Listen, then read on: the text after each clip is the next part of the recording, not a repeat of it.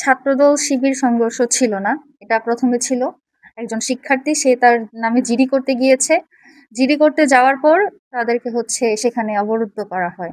অবরুদ্ধ করার কারণে একজন সেখানে তার গায়ে হাত তোলা হয়। সে সেই অভিযোগ নিয়ে পোস্ট দেয় এবং সেটা দেখতে পেয়ে আমরা যাওয়ার প্রিপারেশন নিচ্ছিলাম। এর মধ্যে সে এখানে আসে। সে একটা হলের, সূর্যসেন হলের সদস্য, কার্যনির্বাহী সদস্য হল সংসদের। তো সে যখন ডাকসুতে আসে, সে জানায় যে সেখানে আরো ৩ জন অবরুদ্ধ অবস্থায় আছে। তো ঢাকা বিশ্ববিদ্যালয়ের কেন্দ্রীয় ছাত্র সংসদের একজন প্রতিনিধি হিসেবে আমি এবি জুবায়ের মোসাদ্দেক আমরা মনে করেছি যে শিক্ষার্থীদের পাশে আমাদের দাঁড়ানো উচিত, যেহেতু তারা অভিযোগ নিয়ে আমাদের কাছে এসেছে, আমাদের সাহায্য প্রার্থনা করছে। তো বরাবরের মতো আমরা যেটা করি সেটাই করতে আমরা সেখানে গিয়েছি।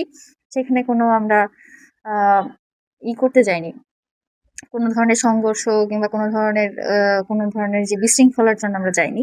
তো আমরা যখন যাই গিয়ে হচ্ছে আমরা সেখানে যাই গিয়ে হচ্ছে কোনো ধরনের উস্কানি ছাড়াই তারা হচ্ছে সংসদের, কেন্দ্রীয় সংসদের ২ জন প্রতিনিধির উপর হামলা করে।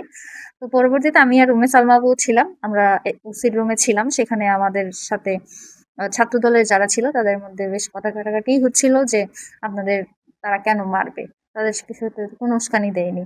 তো এই অবস্থা আরকি। তো পরবর্তীতে সেটাকে ফ্রেমিং করা হলো যে শিবির ছাত্রদল সংঘর্ষ।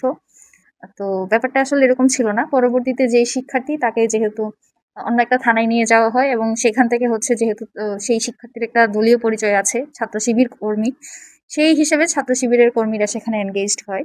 তো সংঘর্ষ আসলে কখন হয়? যখন ২ পক্ষই মারামারি করে।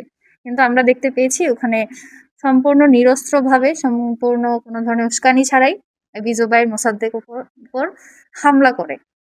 এখানে কোনো ধরনের সংঘর্ষ বলে ফ্রেমিং করবেন না, কারণ এখানে ছাত্রদল হামলা করেছে, কেউ কারোর সাথে সংঘর্ষে যায়নি, বরং তারা হামলা করে আহত করেছে। পরবর্তীতে আবার মব করে একটা ছেলেকে অপবাদ দিয়ে তার জীবন নাশের চেষ্টা করেছে।